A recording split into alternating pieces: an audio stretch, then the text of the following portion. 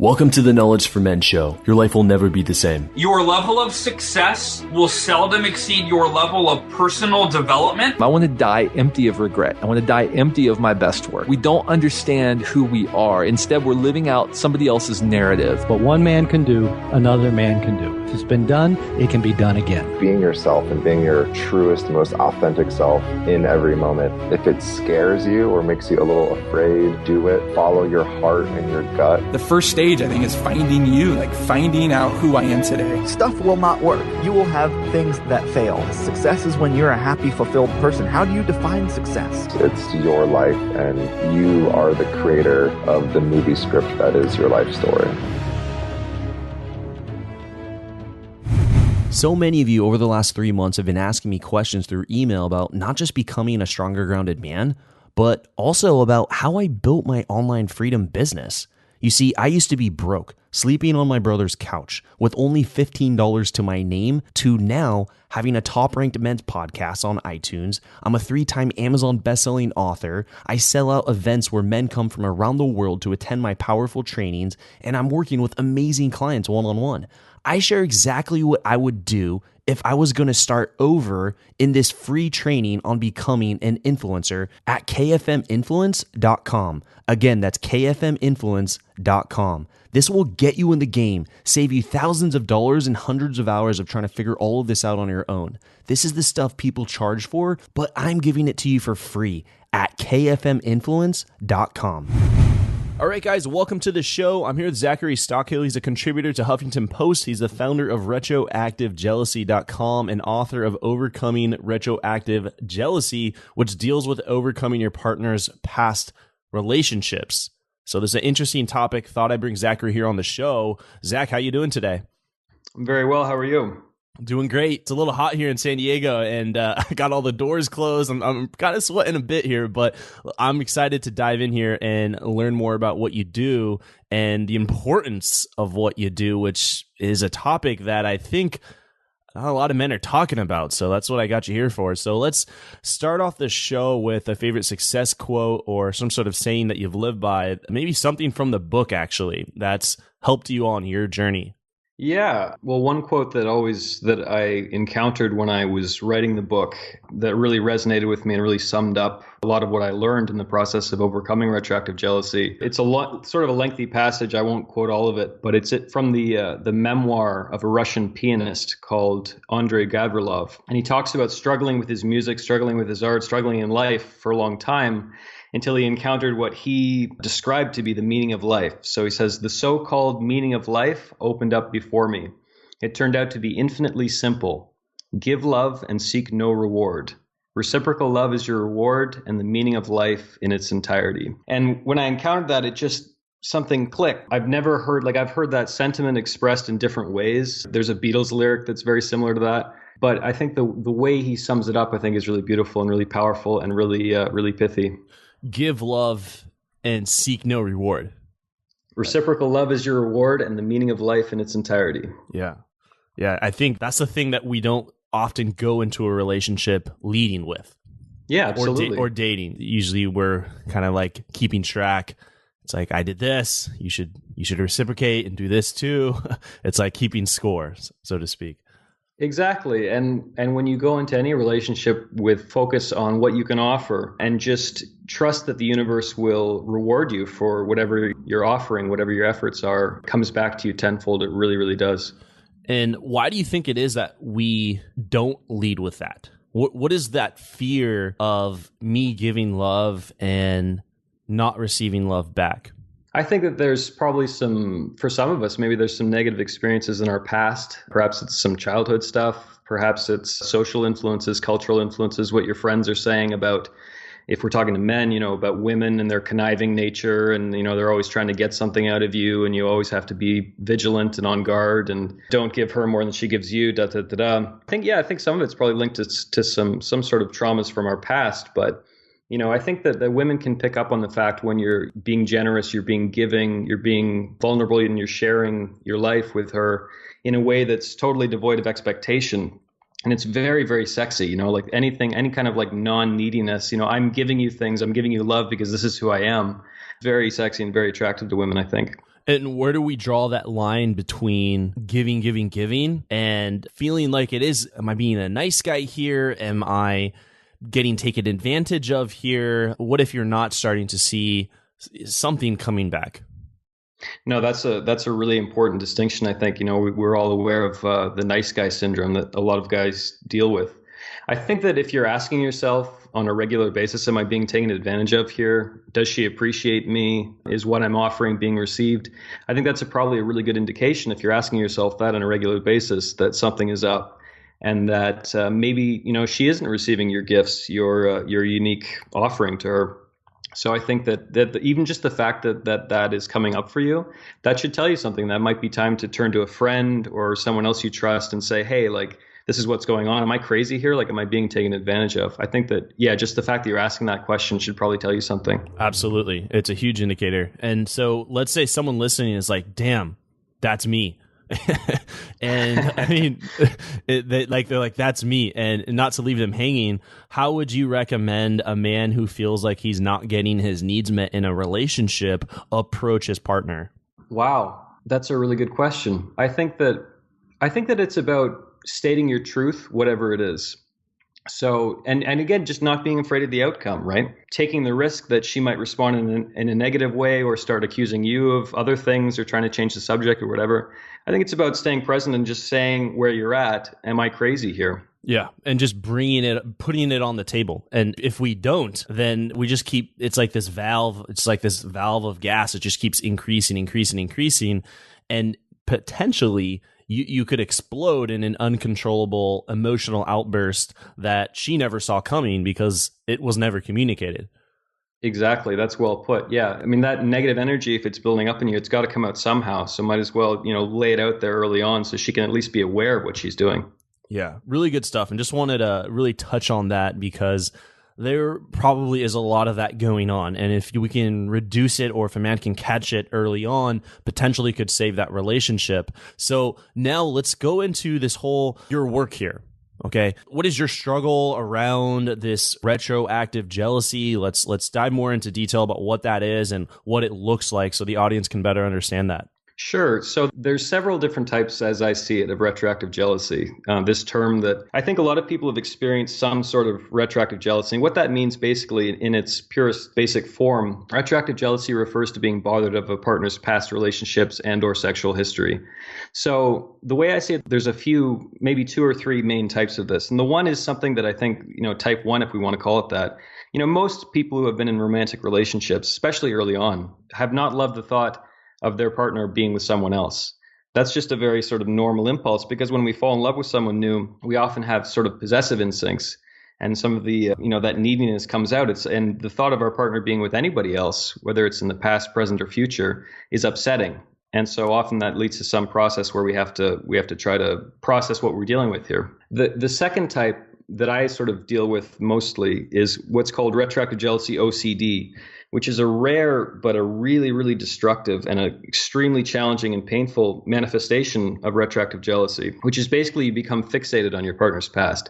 It becomes, the first thing for a lot of people. It becomes the first thing they think about when they wake up in the morning, and the last thing they think about when they go to sleep at night. And it's really a nightmare. It's difficult to put into words for someone who hasn't dealt with it, but I guarantee if someone's listening to this, it clicks with them, and they could tell you how hard it is. It becomes all-consuming, where throughout the day, you might have a thought of your partner's past come up inspired by just about anything. If you see a billboard on the street advertising a new movie, or some random comment at a bar or whatever, like, it can inspire more painful thoughts and mental images, and it's a real challenge. So the reason I'm speaking to you today about this, and the reason I wrote my book, is because I used to deal with this more extreme form of retroactive jealousy, and it was an absolute nightmare. And when I was looking for help, I couldn't find a lot out there on the internet about it. So the book is basically about my process working through that. But yeah, in short, I dealt with this for a couple of years really, and it was extremely, extremely difficult. And so how and why should we deal with jealousy in our intimate relationships? Yeah, that's a huge question. I mean, this is something that I'm still questioning, and I still think about this all the time. Like, where's the line between somewhat, if we want to call it, normal experiences of jealousy expressions of jealousy, because some, you hear tales, some people find certain expressions of jealousy almost, kind of cute and endearing. Where's the line between that and when it's getting more unhealthy?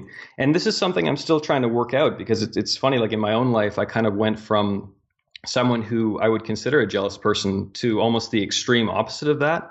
So, and some women are almost put off by that. You know what I mean? It's like, if you're really not needy, does that mean he doesn't really care, and this kind of thing. And again, I keep coming back to this idea, but I think it comes down to offering without expecting anything in return. And for a lot of men listening to this, I think it's about, being more aware of women's sexuality and being okay with the fact that she's a woman with many of the same desires and impulses in their sexuality that you have. And that's okay. That's a beautiful thing. And I think that our romantic relationships get much, much better and much more exciting and fun when we let go of wanting to own and control our partner. I mean, life just gets so much better once you see that for the waste of time it is.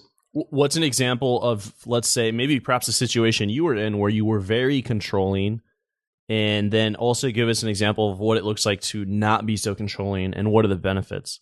I can give you a very specific example. I remember, this is several years ago, my partner at the time was going to meet up with an ex just for like coffee or something, just to catch up. They hadn't seen each other in years, and they were actually good friends more than anything else. And at the time, it was a challenge for me. It was letting go of my ego. It was trusting the fact that she was telling me that there's absolutely nothing romantic between them anymore. It's just a friendship thing. And fundamentally, I believed her, but I was still threatened by this guy. And I think I told her at one point, I was not comfortable with this, and like it makes me cringe now, but that was the impulse I had. And today, if my girlfriend wanted to do that, I mean, I really wouldn't care at all, because the thing that I know I'm kind of jumping all around here, but the thing that I think about all kinds of, like cheating, and if you're worried about them doing this or that, 99 times out of 100, that's going to come out at some point anyway. And if your partner wants to cheat, they're going to cheat anyway. There's nothing, if you forbid them from talking to certain people, or if you forbid this or that, it's going to happen anyway. And again, you just have to trust that it's going to come out. So, if my partner today wanted to do that, I would be absolutely fine. And if I was worried that they might be hooking up with an ex or cheating on me or whatever, I wouldn't be with them in the first place. Yeah, plain and simple. I think that really makes this whole episode more real when he said, yeah, my partner wants to get together for coffee or for lunch. And it's in that moment, like, what do you do as a man? Like, how do you handle that? Because you immediately, your gut as a man wants to, I would want to stop. Like, why? Like, what good does that do for us here in the situation? It doesn't really benefit you. It doesn't benefit your relationship. But it's like, you have to respect the fact that she's had this past life, and that she was happy with another man at some point, and that there was a part of her life that she shared with another man, in the same way that she's sharing her life with you in the present. And I think when you said that, I think a lot of the audience, including myself, are like, wow, yeah, how do we handle that as men? As a strong, grounded man, what do you do in that situation? And it's tough, because you could pretend. I think most men would pretend like they don't care, but internally, they're really hurt. I was almost going to say just destroyed. Like, why would you want to do that? And, as a man, we want to have this calm, strong, grounded presence, and we don't want to react to the situation. But at the same time, it just really starts making your mind go in circles. It's like, whoa, what she's coming home late. What's going on here? And you start having these thoughts. Go ahead. No, I was just going to say, and again, this is kind of a basic point, but like neediness, possessiveness, the attempt at controlling it at the fundamental level, it's just really unattractive, and you said it perfectly. Like, what good is this going to do? It's not going to do any kind of good whatsoever. Yeah.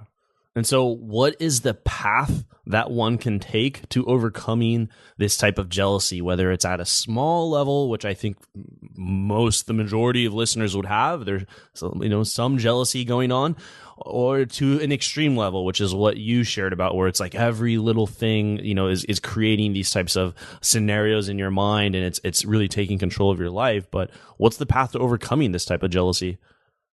Yeah, that's a huge question. At the fundamental level, I advocate a holistic approach. So if you're dealing with the more extreme end of things, that might be you might be looking at different types of therapy, perhaps even medication, or simply learning more about OCD and ways to sort of rewire your brain, which is a huge topic. But at the fundamental level, really, I advocate personal development as a way to overcome this. And above all else, owning your problem, owning that if you're experiencing these weird, jealous, possessive impulses, that it's about you. It's really not about your partner. And you have a problem you need to solve. And I think that the way to do that is to start working on how you feel about you, rather than how you think your partner might feel about you or their ex or whatever. So, I mean, confronting your insecurity looks different for all of us. If I were to ask you right now, what are the main areas of your life in which you're insecure, they're probably a little different than what mine are. But I recommend, and there are various ways to do this, whether it's talking through therapy or getting insight from your friends and family, or even just like sitting and meditating and really asking yourself this question: in what areas of my life am I insecure, and what are the ways that I can attack that head on? So for me, that's been physical fitness, things like that, gaining more social confidence. I'm introverted by nature, so it's still a push for me sometimes to be out and improving my social awareness in that. But that was a challenge that I've taken on in the past few years, and it's really, really helped me, I think, feel more okay about anyone's past who I might be dating, when it's like I have the ability to go out and meet women. I have the ability to be a happy, well-adjusted, content person on my own, regardless of which woman is in my life. And I think that it really comes down to that. It comes down to focusing on you, zeroing in on your insecurities and working hard to overcome them. Yeah. Yeah. I think all of this really adds and helps a man move forward. When you said personal development, you said just in general, it's personal development. What did you mean by that? What does that look like, and how should a man go about that? In a nutshell, I define personal development as always striving to be better than your former self. So success to me in personal development is waking up tomorrow morning, being a better man than I am when I'm talking to you right now. Whether that's thinking that I'm realizing that I'm a little wiser, perhaps I'm a little more humble in some ways, recognizing the opportunities around me that day to learn that I didn't recognize the day before, that kind of thing. I mean, if you really boil it down to it, it's not about competing with other people. It's about competing with your former self and just always striving to get to that next level. I mean, you have a podcast called Knowledge for Men. I think you probably know this better than anyone, right? Absolutely. I just like to ask questions that I feel I know the answers to, but just to get your opinion, because everyone's got an interesting perspective on the same topic. And this whole world we live in, specifically talking about social media and how it actually brings this topic to life, because I could be dating a girl and I'll just scroll back maybe 6 months or a year before we met, and I'll see photos of her with another man, or she'll post something and I'll see that her ex-boyfriend is commenting and they're commenting back and forth. And so you could, like 10, 15 years ago, this type of interactions didn't exist, but the world is so connected that just because you break up, it's like your lives are still connected through social media, and you get to witness that because you're a part of this whole social media ecosystem. Absolutely. And social media, you're right, it presents a lot of new and interesting, to say the least, challenges. I mean, one thing I tell people is, especially if they're dealing with some more of the extreme forms of retroactive jealousy, I would say that early on, limit your exposure to that stuff. That's not to pretend that it's not there, but recognizing that seeing these triggers, like you say, like a comment by an ex on a post or something, they're not doing you any good. So get away from your computer and sort of limit your exposure to that kind of thing. The other thing is to simply realize, I think, that this is a new world in many ways, and it's not easy, and it's probably not going away anytime soon. So the more you can make peace with social media and the role that these interactions play in our lives, I think that the closer you get to the fact that to the realization that everyone's doing this for better or worse. Many of us are maintaining these connections to the people from our past, and that's okay. It's actually a really interesting thing to be sort of going through life with all of these connections, all these people that knew you way back when. I used to resist it more than I do now. I used to at the end of every year, I would do this, what I called like my Facebook friend purge, where I'd like eliminate the last 20% or something of my friends who I wasn't really keeping in touch with. I've since stopped doing that because it's really cool when you can connect with someone, or someone reaches out unexpectedly who you haven't connected with in years, and it turns out there's still a connection there. So I guess what I'm trying to say is you can look at it as a good thing, and it's not always pleasant when you get these reminders from your partner's exes that they were in your partner's life or whatever. But it's okay, and this is not going away anytime soon. So you might as well try to deal with that fact. Yeah, embrace it instead of resisting it there. So we're talking a lot about jealousy and how to overcome jealousy of your partner's past relationships. Now, let's talk about actually building and maintaining a healthy and exciting relationship with your partner. So not only just talking about the jealousy aspect, but what can we do in our relationships right now that you find can really give us a really exciting relationship? Might seem counterintuitive, but and maybe you have a different take. I'll be curious to hear what you think. But it seems to me that a lot of guys, when they get in relationships, they kind of give up their friendships, particularly their male friendships. I call them girlfriend guys. Especially young guys who, like, when they get a long-term girlfriend, it's like that's their whole world. They don't want to hang out anymore. They don't want to play sports or go to the bar once in a while or spend time with their male friends. They sort of become all consumed by their partner. I think some women do the same thing, and I was certainly guilty of this in the past. So this might seem somewhat counterintuitive, but I think it's a really good idea for guys to when they get in a serious relationship, to make sure that you're still okay on your own and you're still maintaining your social circle, your circle of support, and just keep pursuing your passions and interests outside of the relationship. Because I think you'll find that often, we want to deal with all of our problems in the relationship, but often a lot of those problems are solved when we look outside of the relationship for support and guidance and feedback, and also just being okay on your own and knowing that regardless of what happens in the relationship, you're going to be okay. Again, it comes for the seventh time in this call or whatever, it comes down to just letting go of that neediness and possessiveness. And I think that often makes for really, really great relationships. But what do you think about guys and abandoning their friendships in their relationships? Oh, this is huge. One question you could ask yourself is if all of your friends and social circle are really her friends. Like right. That's great. You met all of these people through her. Meaning, like, she was really the one who introduced you and gave you this social circle, and you're really just an extension. You're there because of her, but obviously they're welcoming and you are developing friendships. But if you don't have friends outside of her, I think it is a warning sign. I think it is a red flag for a man if all of your friends are from her, or like if you can't put together, let's say, get together, watch a game, or whatever it is you want to do. That's obviously like a man thing to do, but whatever you want to do, get together, whatever you guys do, go fishing, go hiking, do martial arts, whatever it is. It doesn't have to be this masculine thing. You even be just playing video games, whatever. But if you can't do that without her or her friends, then it's a red flag, and you're really drawing a lot of happiness, and your life is dictated around her. And so if she's out of the picture, if there is a breakup, you have lost your life has been severely damaged because she was the central source of happiness and social life. Absolutely. Like, so many guys come out of a relationship and they've literally got no one to talk to, no one to hang out with. A lot of their guy friends have sort of abandoned ship because it's like, well, this guy's not investing anything into our friendship. Why am I, hanging around? Why am I inviting him out all the time when he never takes me up on it?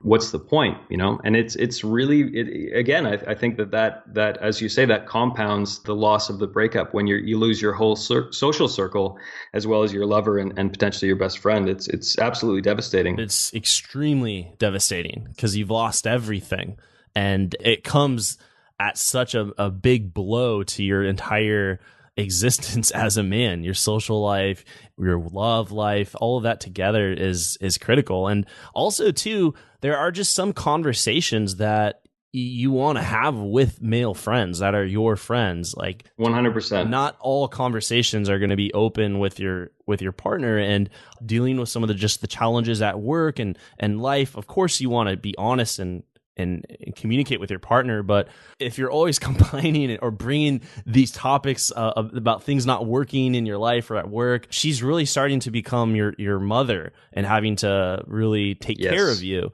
And that's not what she wants. That's not what she signed up for. And with other men, you can share those things like, oh, this fucking conversation at work, or my boss, or oh, my business, or I had to fire this employee. Like, there are just some things that you'd want to share with other men, and they'd be open to sharing their stories and experiences too. Versus really your woman is the only person that really listens to you at a deep level.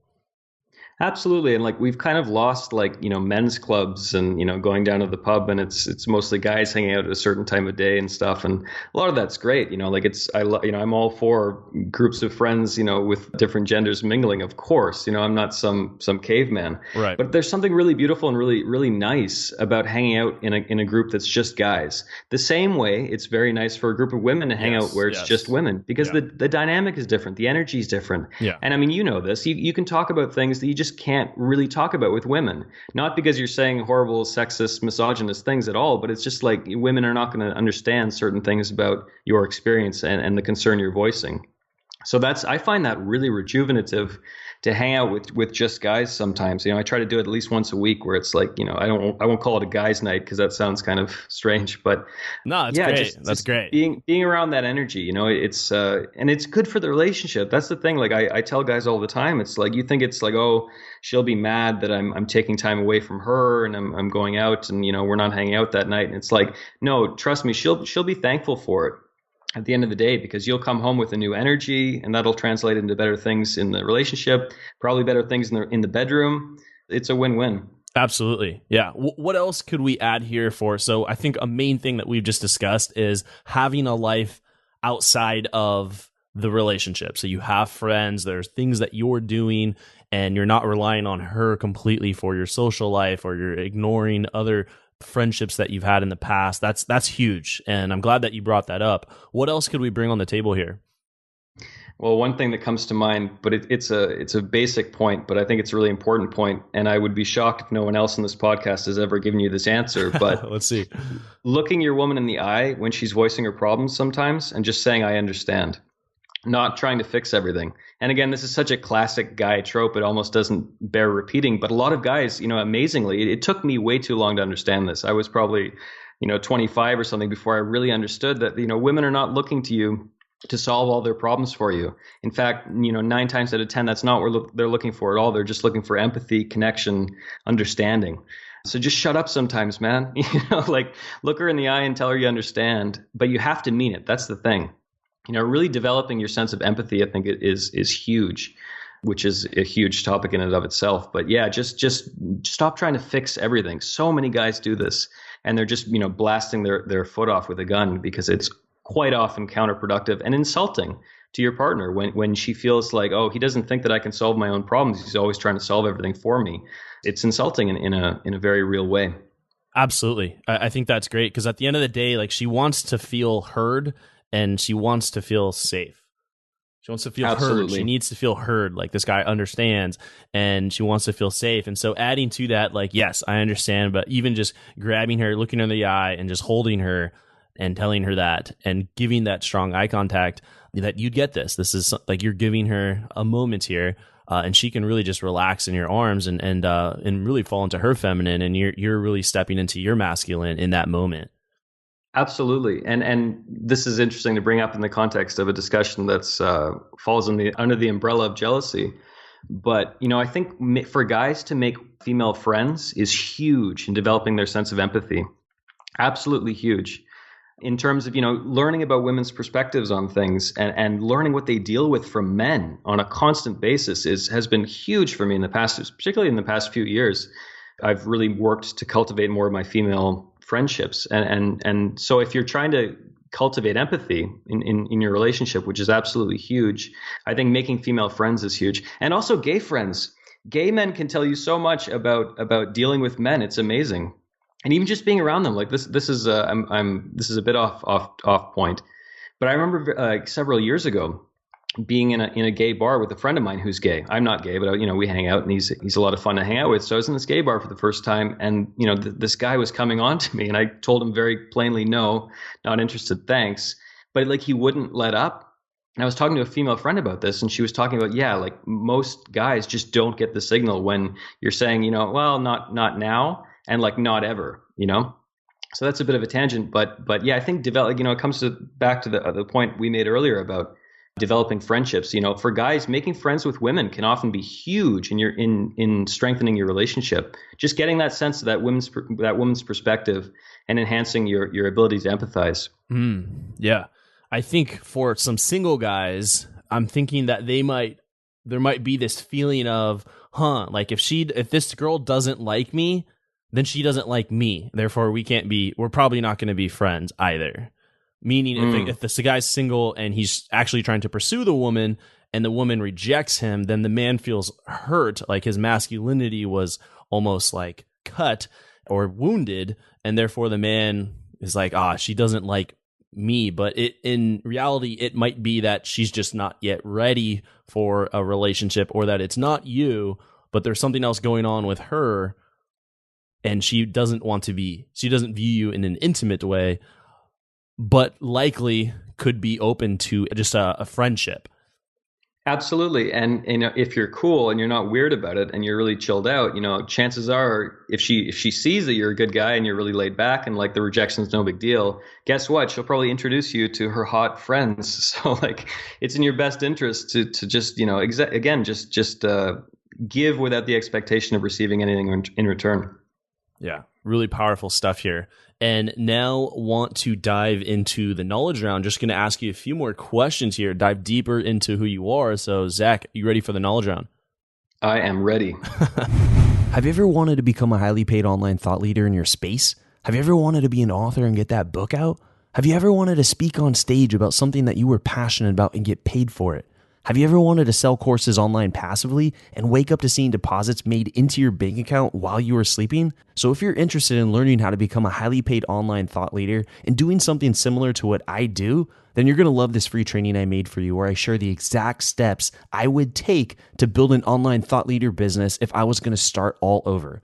Go to kfminfluence.com to get access to this training. Again, that's kfminfluence.com. You see, people kept asking me how I built knowledge for men in a relatively short amount of time. So I created this training for you to save you time and money so that you can go out there and make a massive impact and income in the world doing what matters most to you. Go to kfminfluence.com to get this training now. Welcome to the Knowledge Round, where the guests will be asked rapid-fire questions to give the audience invaluable pieces of wisdom to help transform their lives. Starting in 3, 2, 1, showtime. All right, and so you've got a really interesting background too, in addition to the jealousy. I mean, your world traveling, digital nomad, a lot of stuff here will probably come into play here. So what advice would you give to someone who's feeling really lost or really unsure of where they're at in their life? I think one lesson that I'm learning when it comes to that is stop trying to figure out your purpose all the time. And again, this might sound counterintuitive, but instead of figuring out your quote unquote purpose, and really, narrowing down even on that word, find out what you value and find out where you can add unique value to the world. Focus on where you can make a contribution, where your skills, your experience, and your interests take you. And just think about how you can make people's lives better. And that looks different for everyone, as you know. I know a guy back in Canada who makes the most amazing decks, like outdoor, like barbecue decks. And that's a beautiful thing, and that's creating real, tangible, beautiful value in the world. And that's a great thing. So I think that the lesson that I'm continuing to learn, because I think about this all the time, am I living my purpose? Am I doing what I was sent here to do? Whatever. Stop trying to figure that out. And instead, every single day, just think about how you can add value to people's lives. And also recognize that your purpose can, your quote unquote purpose, whatever you're doing with your life, whatever value you're inspired to create in the world, be okay with the fact that can and probably will change over time. A lot of interesting people throughout history pursued several different paths at different points in their life, because their purpose and the value that they were moved to create, that impulse took them in different directions. And that's okay. That's part of life. It would be boring if your purpose, I think, is the exact same at 16 as it is at 60. So be okay that your purpose is going to change over time. And you might find it in unexpected places. I mean, if you told me a few years ago, well, I'd say maybe 5 years ago, that I'd be here talking to you about jealousy, I would have said, what are you, nuts? Like, but it's about focusing on where you can create value in the world. I think more than anything else. Yeah, really good. And you summed up a lot of points. I was like, okay, well, I would ask this question, and then you just went ahead and went right into it. I often say one step ahead of the game, Andrew. Right, Zach.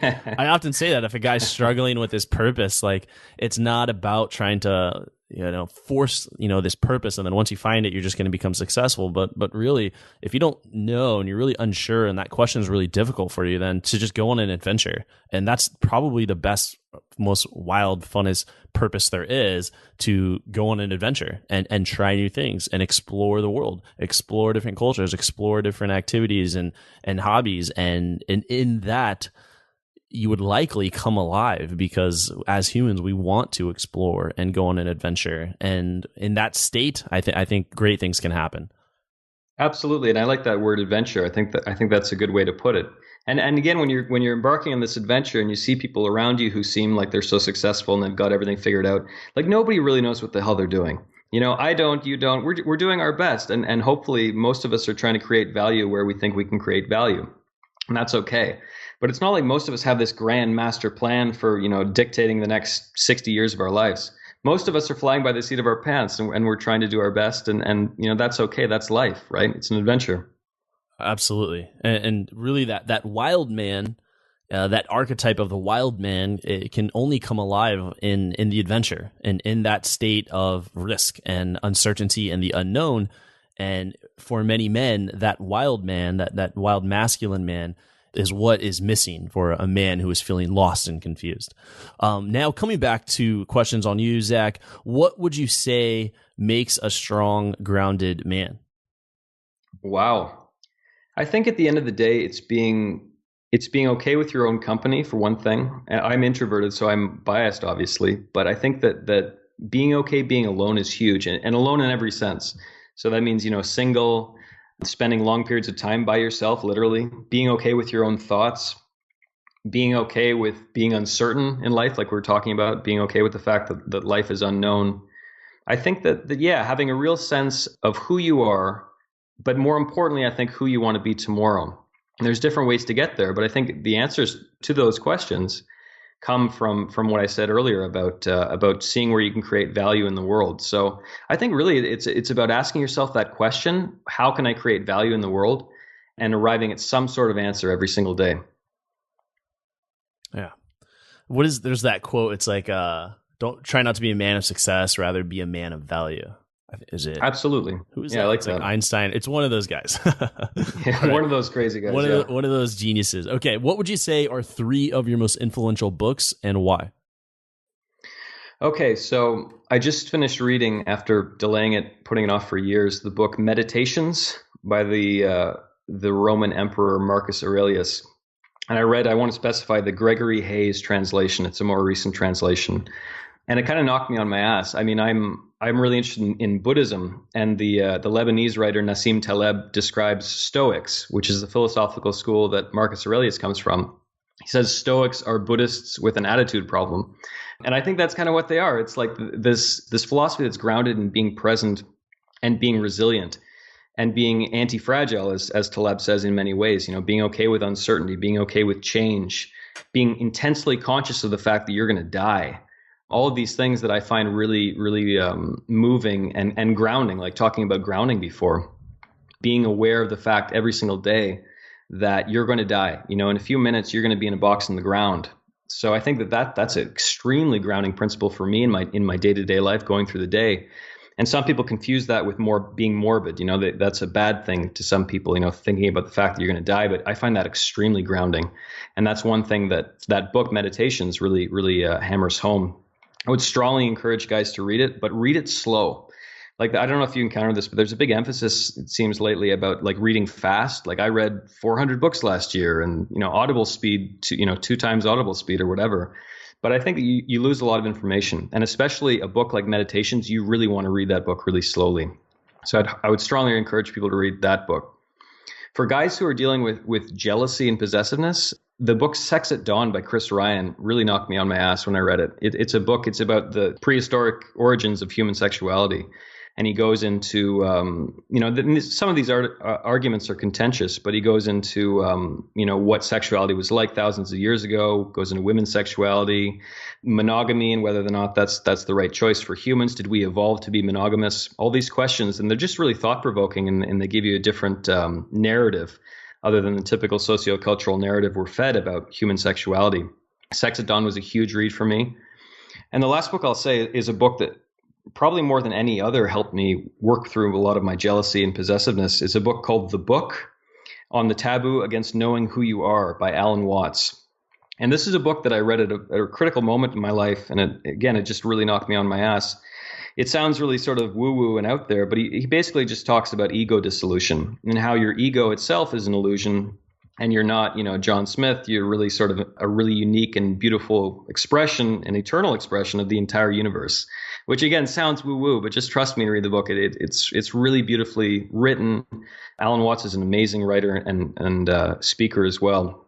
And I think it's good for people to read if they're dealing with jealousy, because all jealousy comes from your ego. And the closer you can get to this idea that the ego is totally an illusion, doesn't exist, there's no there, I think the happier you're going to be. Really good books. Really good books. I've heard of some, throwing some on the wish list right now. Next question I have for you, Zach, is more of a scenario. So imagine you had 60 seconds with your 20-year-old self, and you know what you know now. What would you tell him to do? What would you tell him not to do? Thinking personally, thinking professionally, thinking financially, relationships, like what would come up in that situation for you? First off, I would tell them every single time you get on a motorcycle, put on your helmet. I was in an accident and that sucked. Definitely do that. I would, I'm okay now. But yeah, that was just a extremely, extremely dumb move. So any guys listening, for God's sake, don't be an idiot like I was. That's number one. I would also, I would tell them to lighten up. I think I was a lot more serious 8 years ago, and I took things more seriously. I was in my own head too much.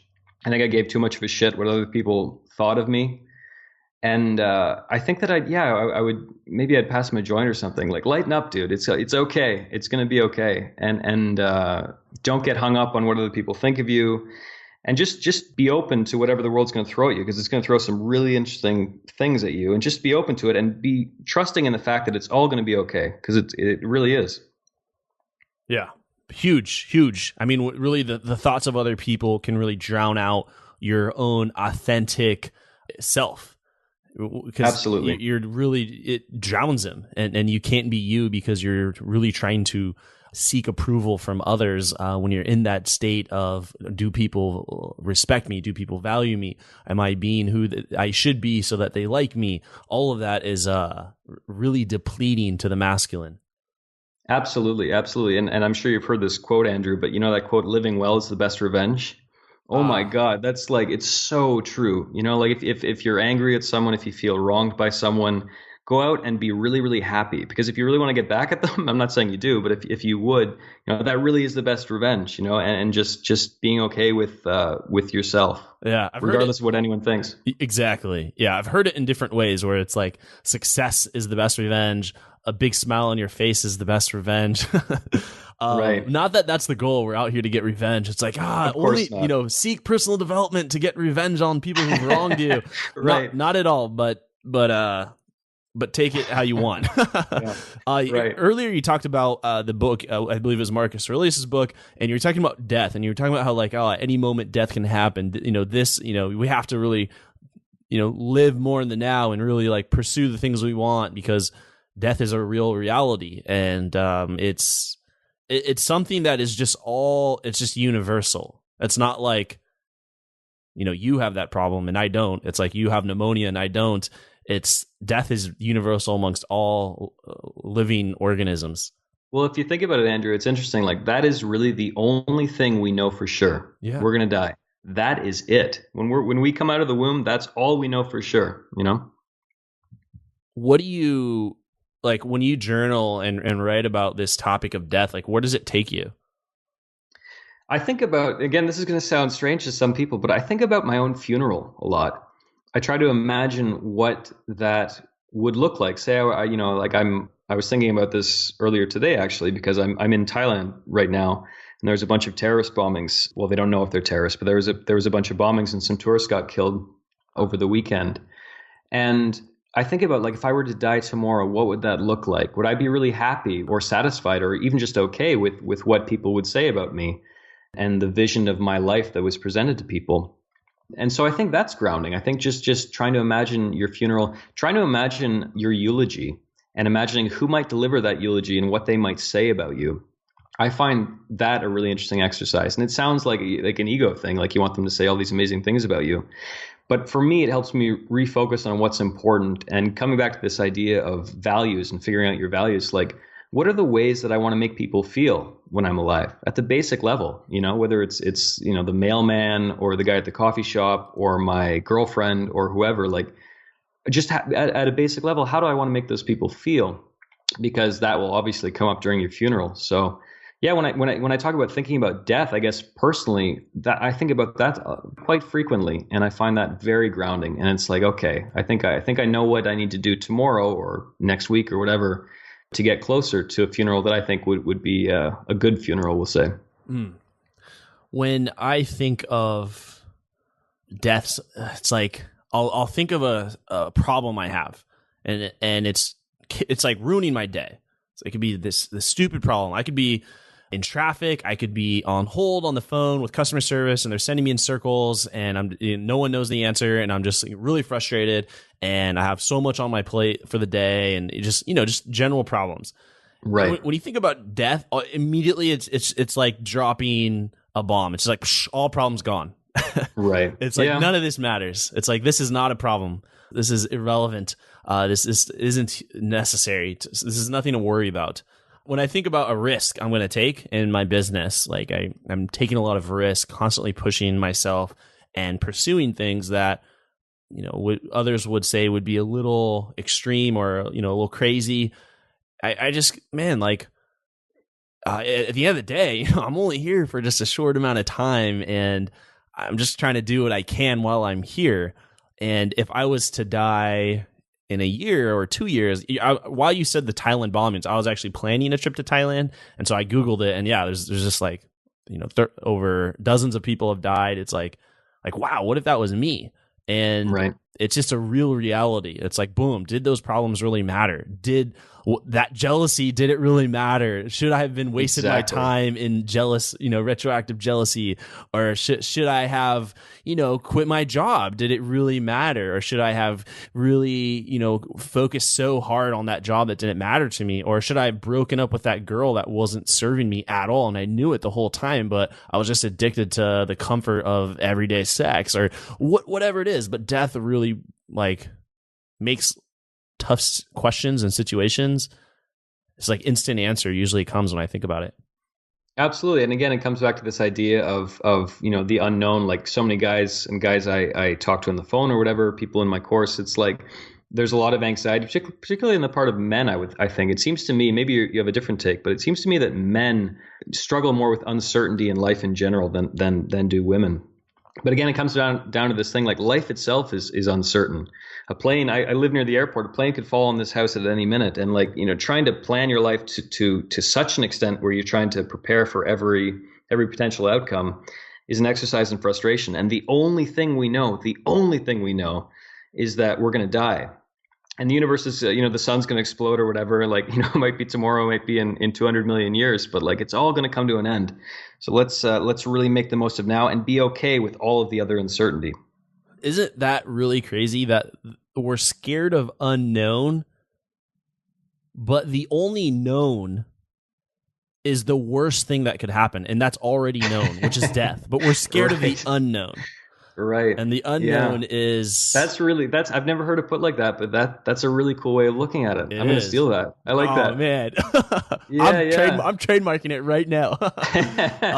But yeah, that's huge. And we should then, I'm reading, we're going way off the topic here, but I think very relevant. I think a lot of guys are still listening.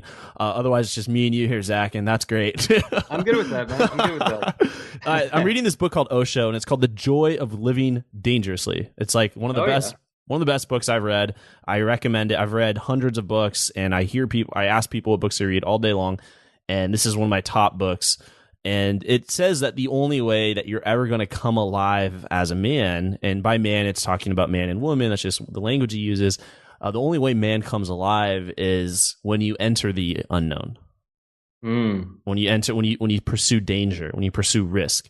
Otherwise, you will always be asleep. You'll always be a zombie, living in comfort, living in what you already know to happen is you're preparing for an early grave. Not physically, but you'll go unconscious for years and decades. And finally, some catastrophic thing may happen to you where you will then wake up, but you may be a lot older than you'd like.